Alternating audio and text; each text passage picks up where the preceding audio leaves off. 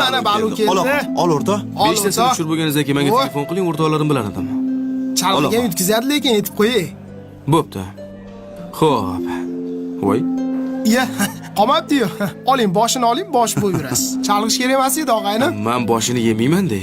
Ol shirin bo'ladi. Yo'q-e?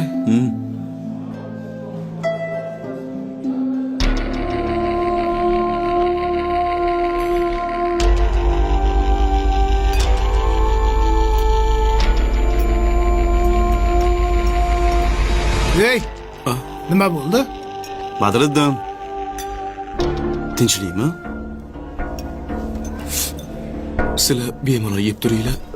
Men hozir. Hey. Bitta baliqga xafa bo'ldimi hozir? Yeb turur xos kelaman. Hey. Voy, shunda ovqatni, ya. Hey. Menga qara o'rta. Bitta baliqqa xafa bo'lsanmi? Hozir boshqasini yettirib olamiz o'rta. Qo'ysang-chi. Baliq emas o'rtoq. Unda nimaga?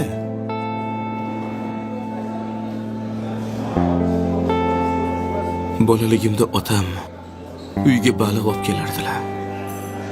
Hammamiz talashib, tortishib yurdik. Oxirida bitta boshqa olib ketardi baliqni. Otam o'shanda baliqni eng shirin joyi boshi bo'ladi degandilar. Otam bizni aldagan ekanlar.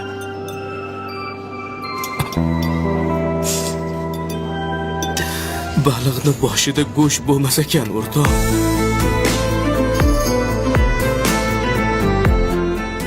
Jasorat nima bilasanmi? O'z nafsini tiyib farzandini to'ydirgan otadir. Otalar shunaqa bo'ladi. Ke.